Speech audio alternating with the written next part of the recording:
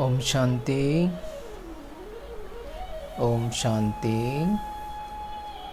9 अक्टूबर की वाणी में बाबा ने कहा है, परमात्मा की मुरली है, शिव बाबा की मुरली है। बाबा कहते हैं, मीठे बच्चे सवेरे सवेरे उठ बाबा से मीठी मीठी बातें करो। क्या करनी है? सवेरे सवेरे उठकर बाबा से मीठी मीठी बातें करो। विचार सागर मंथन करने के लिए सवेरे का टाइम बहुत अच्छा है। सवेरे का टाइम बहुत अच्छा है विचार सागर मंथन करने के लिए। तो बाबा ने प्रश्न में कहा, भक्त भी भगवान को सर्वशक्तिवान कहते हैं और तुम बच्चे भी बाबा को सर्वशक्तिवान कहते हैं, लेकिन दोनों में अंतर क्या है? उत्तर है, वह कहते भगवान तो जो चाहे वो कर सकता है, सब कुछ उसके हाथ में है। लेकिन तुम जानते हो, बाबा ने कहा है, मैं भी ड्रामा के बंधन में बांधा हुआ हूँ। ड्रामा सर्वशक्तिवान है। बाप को सर्वशक्तिवान इसलिए कहा जाता है क्योंकि उनके पास सर्व को सद्गति देने की शक्ति है। बाबा के पास सर्व को सद्गति देने की शक्ति है। ऐसा राज्य स्थापन करता जिसे कोई भी छीन नहीं सकता। बाबा ऐसा राज्य स्थापन करता जो बाबा कहता है कोई भी छीन नहीं सकता, है ना। तो बाबा कहते हैं, विस्तार में मुरली सुनाते हैं। अब बाबा कहते हैं, ड्रामा अनुसार सब कुछ होता है, मैं कुछ भी नहीं करता हूँ। मैं भी ड्रामा के बंधन में बांधा हुआ हूँ। सिर्फ तुम बाप को याद करने से सर्वशक्तिवान बन जाते हो। बाप सर्वशक्तिवान है, उनको सिखलाना होता है, बच्चे मुझे याद करो तो विकर्म विनाश हो जाएंगे, फिर सर्वशक्तिवान बन विश्व पर राज्य करेंगे। शक्ति नहीं होगी तो राज्य कैसे करेंगे? शक्ति मिलती है योग से, इसलिए भारत का प्राचीन योग बहुत गाया जाता है ना। तो बाबा कहते हैं, श्रेष्ठाचारी माताएं बहुत मीठी होती है। श्रेष्ठाचारी माताएं सतयुग में बहुत मीठी होती है। समय पर बच्चे को आप ही दूध पिलाती हैं, बच्चे को रोने की दरकार नहीं होती है वहाँ। ऐसे यह भी विचार सागर मंथन करना होता है। सुबह को बाबा से बातें करने से बड़ा मज़ा आता है। बाबा आप कितनी अच्छी युक्ति बताते हो श्रेष्ठाचारी राज्य स्थापन करने की। हम फिर श्रेष्ठाचारी माताओं की गोद में जाएंगे। बाबा ऐसी मीठी मीठी बातें बाबा बैठ समझाते हैं। बाबा कितना मीठा है। हम बाबा को कहेंगे, बाबा आप कितने मीठे हो, है ना। ऐसे बाबा से बातें करते रहना है। ज्ञान से तुम अच्छे साल्वेंट बनते हो, इसलिए देवताओं को पद्मपति कहते हैं। देवताएं बहुत धनवान पद्मपति बनते हैं, है ना। और बाबा कहते हैं, भारत का प्राचीन राजयोग माना याद, है ना। प्राचीन राजयोग माना याद। याद से विकर्म विनाश होते हैं और पढ़ाई से स्टेटस मिलती है। दैवी गुण धारण करने हैं, हाँ इतना ज़रूर है, माया के तूफान आएंगे। सवेरे उठकर बाबा से बातें करना बड़ा अच्छा है। भक्ति और ज्ञान दोनों के लिए यह टाइम बहुत अच्छा है। मीठी मीठी बातें करनी चाहिए। अभी हम श्रेष्ठाचारी दुनिया में जाएंगे। बूढ़ों के दिल में तो यह रहता है ना कि हम यह शरीर छोड़ गर्भ में जाएंगे। बाबा कितना नशा चढ़ाते हैं।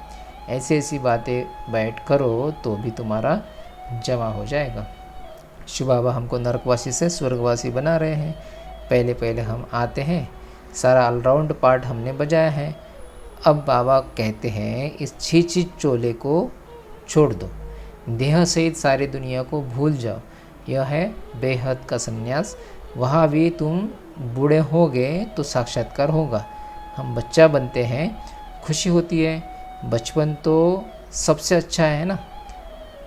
ऐसे सवेरे बैठ विचार सागर मंथन करना है। पॉइंट्स निकलेगी तो तुमको खुशी होगी। खुशी में घंटा 1.5 घंटा बीत जाता है। जितनी प्रैक्टिस होती जाएंगी उतनी खुशी बढ़ती जाएंगी, बहुत मज़ा आएगा। और तुम, बाबा कहते, फिर घूमते फिरते याद करना है तुम्हें, है ना। फुर्सत बहुत है सुबह, सुबह तो कोई काम होता नहीं है। हाँ, विघ्न पड़ेंगे उसमें कोई शक नहीं।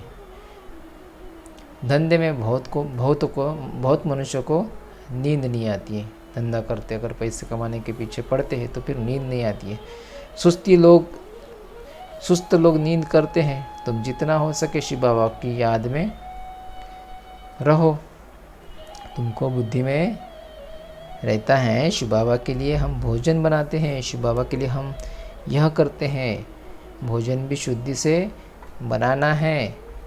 ऐसी चीज़ न हो जिससे खिटपीट हो जाए। बाबा खुद भी याद करते हैं, है ना। बाबा खुद भी याद करते हैं। क्या याद करते हैं कि ऐसी कोई बात न हो। तो फिर बाबा अभी धारणा में कहते हैं, धारणा के लिए बाबा मुख्य सार कहते हैं, सवेरे सवेरे उठकर बाबा से मीठी मीठी बातें करनी है। रोज़ खुशी की खुराक खाते हुए अतीन्द्रिय सुख का अनुभव करना है। दूसरी पॉइंट है, सतयुगी राजधानी स्थापन करने में बाप का पूरा मददगार बनने के लिए पावन बनना है। याद से विकर्म विनाश करने हैं। भोजन भी शुद्धि से बनाना है। कैसे बनाना है भोजन? बड़ी शुद्धि से भोजन बनाना है। तभी तो पावर आएंगी ना, नहीं तो पावर कैसे आएंगी? अभी बाबा वरदान में कहते हैं, स्वस्थिति द्वारा परिस्थितियों पर विजय प्राप्त करने वाले संगम योगी विजयी रत्न भव। परिस्थितियों पर विजय प्राप्त करने का साधन है स्वस्थिति, है ना। यह देह भी पर है, स्वस्थ स्वयं नहीं है।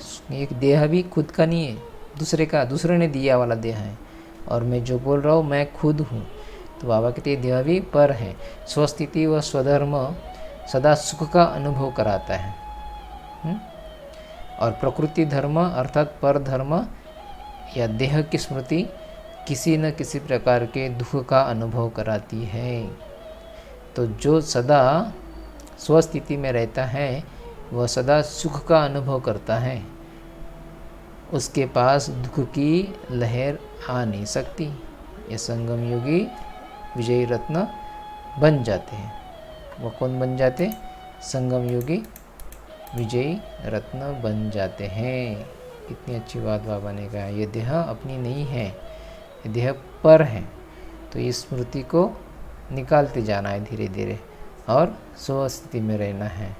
स्वस्थिति में रहेंगे तो सुख का अनुभव करता रहेगा, होता रहेगा। उसके पास दुख का अनुभव भी नहीं आएगा, दुख की फीलिंग भी नहीं आएंगी, लहर भी नहीं आएंगी। और वो फिर संगम योगी विजय रत्न बन जाएंगे, है ना। तो बाबा स्लोगन में कहते हैं, परिवर्तन शक्ति द्वारा व्यर्थ संकल्पों के भाव का फोर समाप्त करो। परिवर्तन की शक्ति द्वारा व्यर्थ संकल्पों के भाव का फोर्स समाप्त करो। तो बाबा कहते हैं बच्चे क्या करो, क्या करो बोलते बाबा? बच्चे परिवर्तन की शक्ति द्वारा व्यर्थ संकल्पों के भाव का फोर्स समाप्त करना है। तो अभी मातेश्वरी कहती हैं इस मुरली के ऊपर, यह ज्ञान इतना सहज है जो कोई भी महान आत्मा, अहिल्याएं जैसी पत्थर बुद्धि, कोई भी धर्म वाला बालक से लेकर वृद्ध तक कोई भी प्राप्त कर सकता है। ज्ञान इतना इजी, इतना सहज है जो कोई भी सहज तरीके से प्राप्त कर सकता है। देखो, इतना सहज होते भी दुनिया वाले इस ज्ञान को बहुत भारी समझते हैं।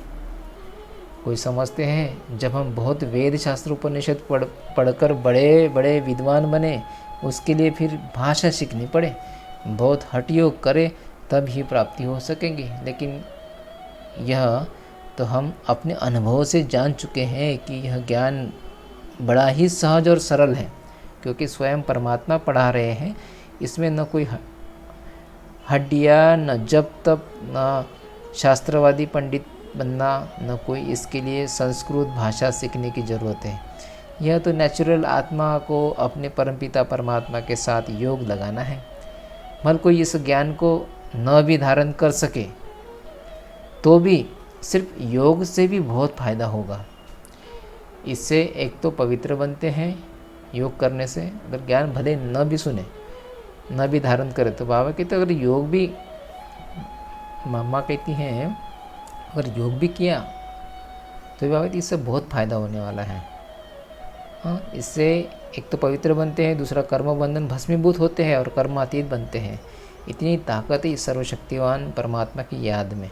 भले वो अपने साकार ब्रह्मातन द्वारा हमें योग सिखला रहे हैं, परंतु याद फिर भी डायरेक्ट उस ज्योति स्वरूप शिव परमात्मा को करना है। ठीक है, उस याद से ही कर्म बंधन की मैल उतरेगी। ठीक है, इतना अच्छा सहज सहज ज्ञान है जो कोई भी धारण कर सकता है ना। तो सबने धारण करना चाहिए, क्योंकि हम जो भी बताते हैं हम अपना तो कुछ नहीं बताते, बाबा ने जो कहा है वही बताते हैं, है ना। तो अच्छी तरह से मुरली सुनो, धारण करो, योग करो, बाबा की याद करो, तभी हम पवित्र बनेंगे, सतयुग में जा सकेंगे, हमारे कर्म बंधन की मैल उतरेगी, बिल्कुल हल्के हो जाएंगे, फरिश्ते हो जाएंगे।